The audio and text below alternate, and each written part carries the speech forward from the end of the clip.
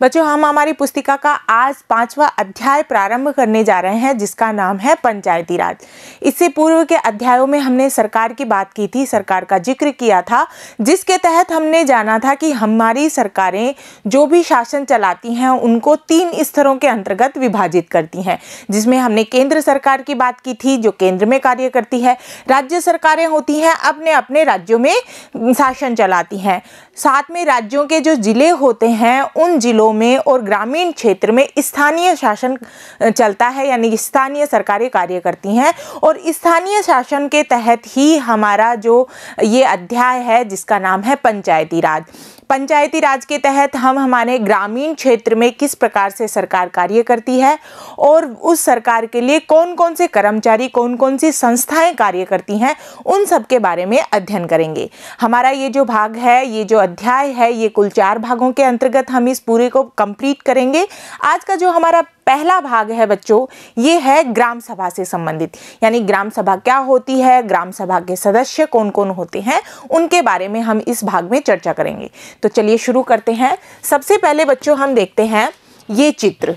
ये आपको एक चित्र दिखाई दे रहा है।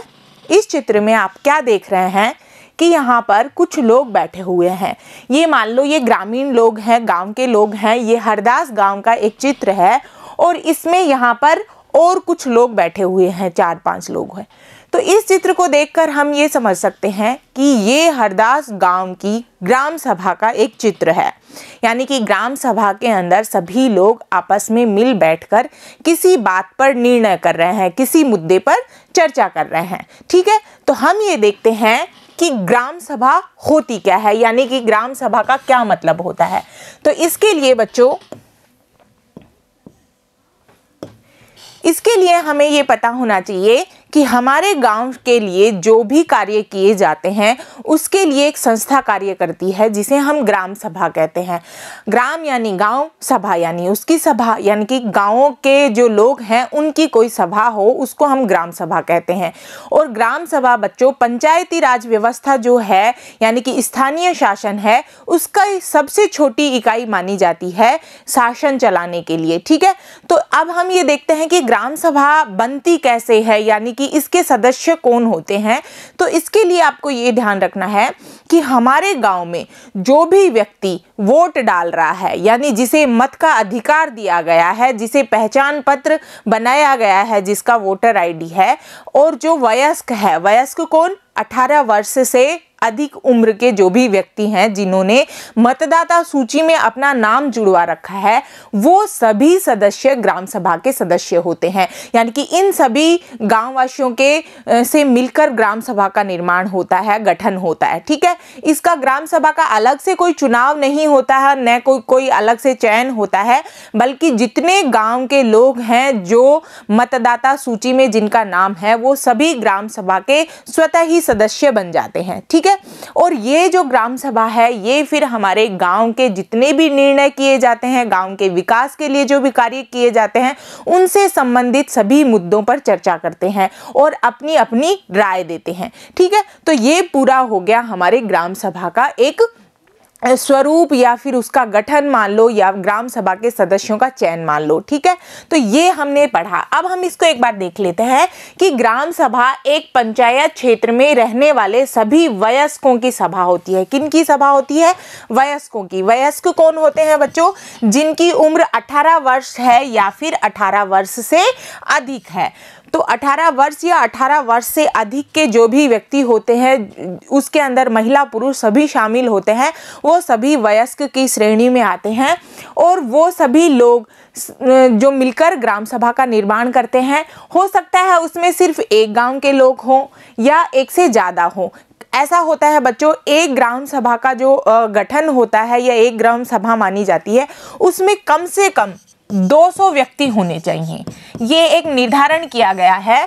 अगर ग्राम सभा में 200 व्यक्ति से कम होते हैं, किसी गांव में मान लो 200 व्यक्ति है ही नहीं, 100 व्यक्तियों का कोई गांव है, जैसे हमारे ग्रामीण क्षेत्रों में ढाणियाँ होती हैं, छोटे छोटे गांव होते हैं जिनको हम ढाणियाँ बोलते हैं।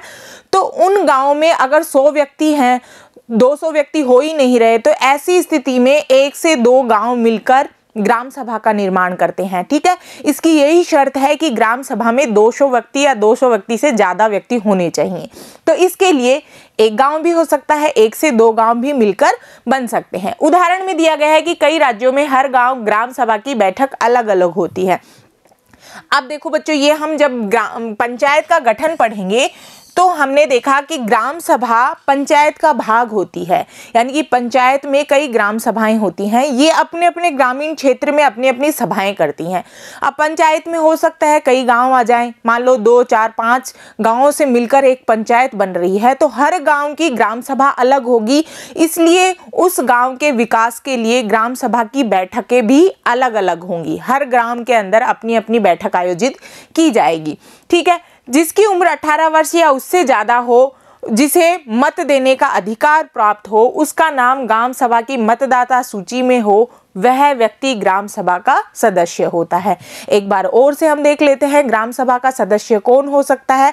जिसकी उम्र 18 वर्ष हो, जिसका नाम मतदाता सूची में जुड़ा हुआ हो, वह ग्राम सभा का सदस्य होता है। ठीक है, अब हम देखते हैं कि ग्राम सभा या फिर पंचायत का गठन कैसे होता है। क्यों? क्योंकि ग्राम सभा किसका भाग होती है? पंचायत का। पंचायत क्या होती है बच्चों?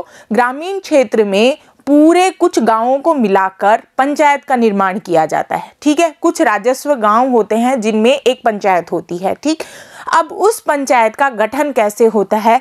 तो ग्राम सभा के जो सदस्य होते हैं, जिनको हमने माना कि मतदाता सूची में जिनका नाम होता है वयस्क लोग, वो लोग मत देते हैं, यानी वोट डालते हैं, और वोट डालने के पश्चात पंचायत के सदस्यों का चुनाव किया जाता है। समझ में आ रहा है?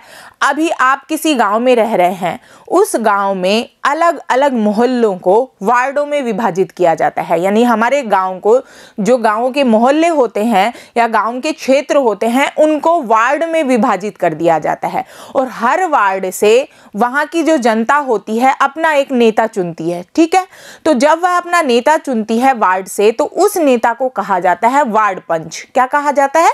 वार्ड पंच। तो अब हमारे गांव से, मान लो हमारा गांव है वो 10 वार्डों में विभाजित है, तो हमारे गांव से कितने वार्ड पंच चुने जाएंगे? 10 वार्ड पंच चुने जाएंगे।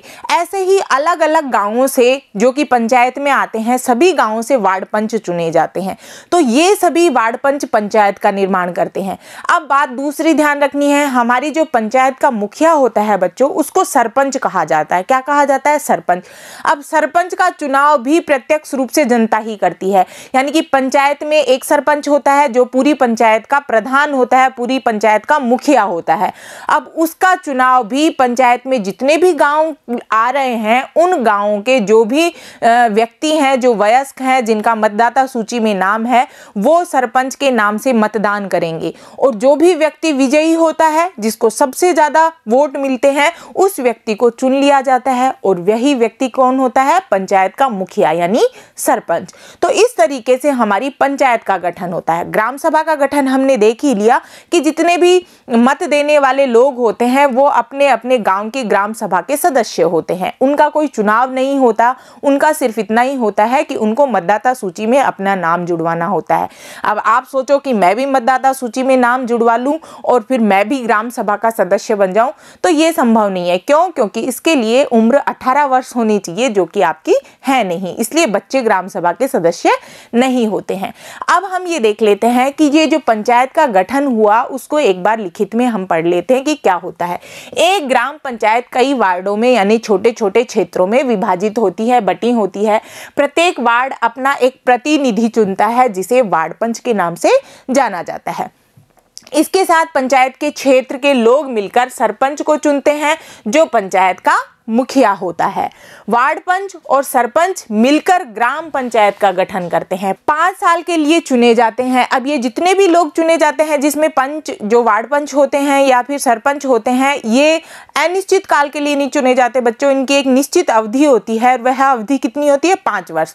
5 वर्ष के बाद में दूसरे सरपंच को चुन लिया जाता है। अगर उसी सरपंच को जनता चुनती है, तो वही व्यक्ति दोबारा सरपंच चुन लिया जाता है, वही पंच वापिस आ जाते हैं। और अगर जनता को ये लगता है कि ये जो सरपंच है, इसने अच्छा कार्य नहीं किया, इन पंचों ने अच्छा कार्य नहीं किया, तो हर 5 साल में जनता फिर दूसरे पंच और सरपंच को चुन लेती है, और फिर वो लोग पंचायत का गठन करते हैं। तो ये अवधि कितनी होती है? 5 वर्ष की। ग्राम पंचायत का एक सचिव भी होता है, ये बात भी आपको ध्यान रखनी चाहिए। पंच और सरपंच होते हैं, ये तो जनता के प्रतिनिधि होते हैं, यानी जनता द्वारा चुने हुए होते हैं। लेकिन हमारी ग्राम सभा के प्रशासन को चलाने के लिए सरकार के द्वारा एक कर्मचारी नियुक्त किया जाता है, यानी एक सरकारी व्यक्ति को नियुक्त किया जाता है गांव में, जिसको कहते हैं ग्राम सचिव। क्या कहा जाता है? ग्राम सचिव। अब ये बच्चों, ये जो ग्राम सचिव होता है, ये ग्राम सभा और पंचायत दोनों के कार्यों में भाग लेता है, ठीक है। और इसका कार्य क्या होता है, ये आपको ध्यान रखना है। ग्राम सचिव का कार्य होता है ग्राम सभा की बैठकें बुलाना और पंचायतों की बैठकें बुलाना, यानी कि बैठक बुलाने का कार्य किसका होता है? ग्राम सचिव का। दूसरा, ग्राम सचिव का क्या कार्य होता है कि बैठकों के अंदर जो भी निर्णय हुए हैं, जो भी लोगों ने राय रखी है, मान लो किसी ने कोई मत रखा है, कोई सुझाव रखा है, या गांव वालों ने मिलकर किसी काम के लिए निर्णय लिया है, तो उन सभी कार्यों की, उन सभी सुझावों की, उन सभी रायों की जो लिस्ट बनाई जाती है लिखित में, जिसको हम कहते हैं रिकॉर्ड, यानी कि जितने भी रिकॉर्ड का संधारण होता है वो भी ग्राम सचिव का ही कार्य होता है। तो आपसे अगर ये पूछा जाए कि बताइए आपके ग्राम सचिव का क्या कार्य है, तो उसमें आपको बिल्कुल बताना है कि ग्राम सभा और पंचायत की बैठकों का आयोजन ग्राम सचिव का कार्य होता है। साथ में कार्य होता है जितने भी निर्णय लिए गए बैठक में, उन सभी को रिकॉर्ड में अपने एक रजिस्टर में लिख के रखने का कार्य भी ग्राम सचिव का होता है। तो इस तरीके से ग्राम सचिव मुख्य भूमिका निभाता है। अब ये बात आपको बिल्कुल ध्यान रखनी है कि ग्राम सचिव को हर 5 साल में नहीं बदला जाता। क्यों? क्योंकि वह सरकारी कर्मचारी होता है और वह स्थायी रूप से लगाया जाता है। ऐसा नहीं है कि उसको भी हर 5 साल में बदल दिया जाता है, बदला जाता है सिर्फ पंच और सरपंच को। ये आपको ध्यान रखना है, ठीक है। इसको हम देख लेते हैं। ग्राम सभा का भी सचिव होता है। सचिव का चुनाव नहीं होता, बल्कि सरकार द्वारा उसे नियुक्त किया जाता है। सचिव का काम क्या है, एक बार दोहरान कर लेते हैं। ग्राम सभा और ग्राम पंचायत की बैठक बुलाना सचिव का काम होता है। दूसरा काम होता है जो भी चर्चा हुई है या जो भी निर्णय हुए हैं बैठक में, उन सब चीजों का रिकॉर्ड रखना ग्राम सचिव का कार्य होता है। यहाँ पे आपको एक चित्र दिखाई दे रहा है। इस चित्र में आप ग्राम पंचायत या ग्राम सभा की बैठक का देख सकते हैं, यानी कि कुछ जो पंच चुने हुए हैं वार्ड से वो बैठे हैं, सरपंच बैठे हैं और बाकी सभी गांव के लोग बैठे हैं जो कि ग्राम सभा के भी सदस्य हैं। तो इस तरीके से यहाँ पे मान लो ग्राम सभा का एक बैठक का आयोजन है। अब बच्चों ये बात ध्यान रखना, ग्राम सभा का जो बैठक का आयोजन होता है वह होता कहाँ पे है, यानी कि गांव के अंदर या तो कोई ग्राम सभा का कोई भवन बना हुआ होता है। अगर भवन नहीं बना हुआ होता है तो गांव की ऐसी जगह जहां पर बैठने की अच्छी व्यवस्था हो या जहां पर जो गांव के बिल्कुल बीच में हो, जहां पे सभी लोग आ सकते हैं, कोई ऐसी असुविधा न हो आने जाने में, तो ऐसी जगह को चुना जाता है। गांव का ऐसा कोई बरगद का पेड़ हो या ऐसा कोई भवन हो, कोई धर्मशाला हो, वहां पर ग्राम सभा की बैठक का आयोजन किया जाता है। तो आप समझ गए होंगे ग्राम सभा क्या होती है, ग्राम पंचायत क्या होती है, ग्राम पंचायत में और ग्राम सभा में क्या अंतर होता है, ये आप इसके गठन से समझ गए होंगे। ठीक है, अब हम ये देख लेते हैं कि ग्राम सभा की भूमिका क्या होती है, यानी कि ग्राम सभा कौन कौन से कार्य करती है, कौन कौन सी जिम्मेदारियों का निर्वहन करती है, वो हमें देखना है। क्योंकि हम बात कर रहे हैं कि पंचायती राज की, यानी कि ग्रामीण क्षेत्र के प्रशासन की, स्थानीय प्रशासन की, और उसमें सबसे छोटी जो इकाई है वो ग्राम सभा है। अब ये क्या क्या कार्य करती है पंचायत में, इसका क्या क्या जिम्मेदारी होती है, उसकी बात करते हैं। तो बच्चों ये ध्यान रखना है कि ग्राम पंचायत पूरे गांव के हित में निष्पक्ष रूप से काम कर सके, इसमें ग्राम सभा की महत्वपूर्ण भूमिका होती है। यहाँ पे देखो ग्राम पंचायत लिखा हुआ है। ग्राम पंचायत यानी जिन लोगों को हमने चुना है, किनको चुना है, वार्ड से तो हमने वार्ड पंच को चुना है और पंचायत के मुखिया के रूप में सरपंच को चुना है। तो ये लोग जो चुने हुए हैं, इनके काम में कोई गड़बड़ी ना हो, ये कोई ऐसा गांव के लिए कोई ऐसा कार्य न करें जिससे कोई हानि हो, या फिर ये अपने भले के लिए ही कार्य न करें। इन सब की जिम्मेदारी ध्यान रखने की जिम्मेदारी किसकी होती है, यानी कि पंचायत जो भी कार्य कर रही है उसको अच्छे तरीके से करवाने के लिए उन पर निगरानी रखने का कार्य करती है ग्राम सभा, यानी कि इसको हम निगरानी संस्था कह सकते हैं। किसको? ग्राम सभा को। अब कई बच्चे हो रहे हैं जो ये ग्राम पंचायत ग्राम सभा, ग्राम पंचायत ग्राम सभा, जब दोनों शब्द आते हैं तो वो बड़े कंफ्यूज हो जाते हैं। ग्राम सभा क्या है, ग्राम पंचायत क्या है? इसमें आपको ध्यान रखना है बच्चों, ग्राम पंचायत, पंचायत में पंच का नाम आ रहा है। पंच का मतलब जिनको आपने चुना है, क्योंकि हमने पंच को चुना है। तो पंचायत को आप ये ध्यान रखोगे चुनी हुई संस्था है, क्योंकि उसमें पंच का नाम आ रहा है। और ग्राम सभा यानी गांव की सभा, जिसको चुना नहीं जाता बल्कि सभी लोग होते हैं। तो इन दोनों शब्दों में थोड़ा सा अंतर आप कर सकोगे पंच के नाम से। तो ये जो ग्राम पंचायत है ये चुनी हुई संस्था है, जबकि ग्राम सभा है वो निगरानी की संस्था है। और उसका कार्य यही होता है कि ग्राम सभा के जो भी कार्य होते हैं, ग्राम पंचायत के जो भी कार्य होते हैं उन सभी कार्यों पर निगरानी बनाए रखना और उन कार्यों के लिए पंचायत को लगातार सुझाव देते रहना और उन पर दबाव बनाते रहना, ताकि जो सरपंच है या पंच है वो गांव के विकास के लिए निरंतर कार्य करते रहें। इसके अलावा क्या भूमिका होती है भाई? ग्राम सभा की बैठक में ग्राम पंचायत अपनी योजनाएं लोगों के सामने रखती है। जितने भी गांव के विकास के लिए कार्य किए जाते हैं ग्राम पंचायत के द्वारा, वो कार्य लोगों को बताना जरूरी होता है। यानी कि ग्रामीण जो भी हैं, जो ग्राम सभा के सदस्य हैं, उनके सामने पूरी बात रखी जाती है सरपंच के द्वारा कि हमारे गांव में बिजली के खंभे लगाए जा रहे हैं, इन खंभों के लिए इतना पैसा सरकार ने दिया है, क्या लोगों को के द्वारा भी आप कुछ अनुदान दे सकते हैं, कोई दान दे सकते हैं। ऐसे सरपंच अपने जो भी निर्णय होता है उसको ग्राम सभा में रखता है। गांव के लिए पानी की व्यवस्था की जा रही है, क्या आप सहमत है कि यहाँ से पाइप लाए जा सकते हैं, क्या यहाँ टंकी बनाई जाए या यहाँ टंकी बनाई जाए। ऐसे जितने भी निर्णय होते हैं वो सरपंच और पंच ग्राम सभा में रखते हैं और ग्राम सभा उन निर्णयों पर अपनी रजामंदी देती है, यानी कि उन निर्णयों को सुनती है। उन निर्णयों को सुनने के बाद में कुछ सुझाव दिए जाते हैं, कुछ राय दी जाती है और उसके बाद में वो निर्णय लिए जाते हैं। तो इसमें मुख्य भूमिका किसकी हो गई? ग्रामीण लोगों की, यानी ग्राम सभा की। ग्राम सभा पंचायत को मनमाने ढंग से काम करने पर रोक सकती है, साथ ही पैसों के दुरुपयोग और गलत काम न हो इसकी भी निगरानी रखती है। ये बार बार कह रही हूँ कि ग्राम सभा एक निगरानी संस्था है जो पंचायत पे पूरी निगरानी रखती है। क्या पंचायत अपने मनमाने ढंग से कार्य न करे, यानी कि अपने भले के लिए ही कार्य न करे। दूसरी बात, जितने पैसे आए हैं वो कितने सरकार ने पैसे दिए हैं, उन पैसों को कहां कहां पर लगाया गया है, कौन कौन से विकास के कार्य किए गए हैं, ये सब ध्यान रखना किसका कार्य होता है? ग्राम सभा का। तो इस तरीके से ग्राम सभा हमारी पंचायत के लिए एक महत्वपूर्ण भूमिका अदा करती है। ठीक है, इस तरह से ग्राम सभा चुने हुए प्रतिनिधियों पर नजर रखने और लोगों के प्रति उन्हें जिम्मेदार और जवाबदेह बनाने में बहुत महत्वपूर्ण भूमिका निभाती है। यहाँ पर आप जो चित्र देख रहे हैं बच्चों, वो ग्राम सभा का है और ग्राम सभा में जो भी बैठक हो रही है उसके रिकॉर्ड का संधारण कर रहे हैं। कौन करता है रिकॉर्ड का संधारण? ग्राम सचिव। तो ये यहाँ पर ग्राम सचिव हैं जो ग्राम सभा में जो भी बातें हो रही हैं, जो भी कार्य किए जा रहे हैं, जो निर्णय लिए जा रहे हैं, उनका रिकॉर्ड अपने रजिस्टर में लिख रहे हैं। तो बच्चों ये होती है ग्राम सभा।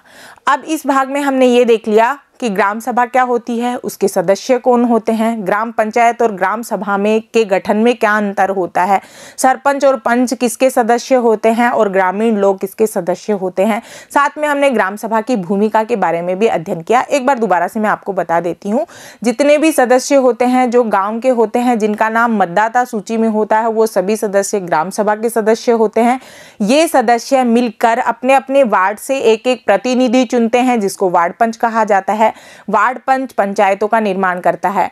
ठीक है, पंचायत का गठन करते हैं और पंचायत का एक मुखिया होता है सरपंच, जिसका चुनाव भी प्रत्यक्ष रूप से जनता करती है। तो ये पूरी मिलकर पंचायत बनती है और ग्राम सभा इस पंचायत के जितने भी कार्य होते हैं, जितने भी निर्णय लिए जाते हैं, वो ग्राम सभा के द्वारा रजामंदी के द्वारा लिए जाते हैं। तो ये भाग यहीं पर समाप्त हुआ बच्चों। अगले भाग में हम ये देखेंगे कि ग्राम सभा की बैठक कैसे आयोजित होती है, कौन कौन से बैठक के अंदर किस प्रकार से लोग अपने अपने मत देते हैं, अपनी राय सुझाव देते हैं और निर्णय लिए जाते हैं। ये अब अगले भाग में पढ़ेंगे। साथ ही हम पंचायतों के कार्यों के बारे में भी जानेंगे और पंचायतों के कार्यों के साथ साथ पंचायतों के पास में आय कहाँ से आती है, पैसा कहाँ से आती है और किस तरीके से हमारे पूरी पंचायत के पूरे गाँव का विकास किया जाता है, ये हम आगे पढ़ेंगे। ठीक है, तब तक के लिए बने रहिए बच्चों। आपका बहुत बहुत धन्यवाद।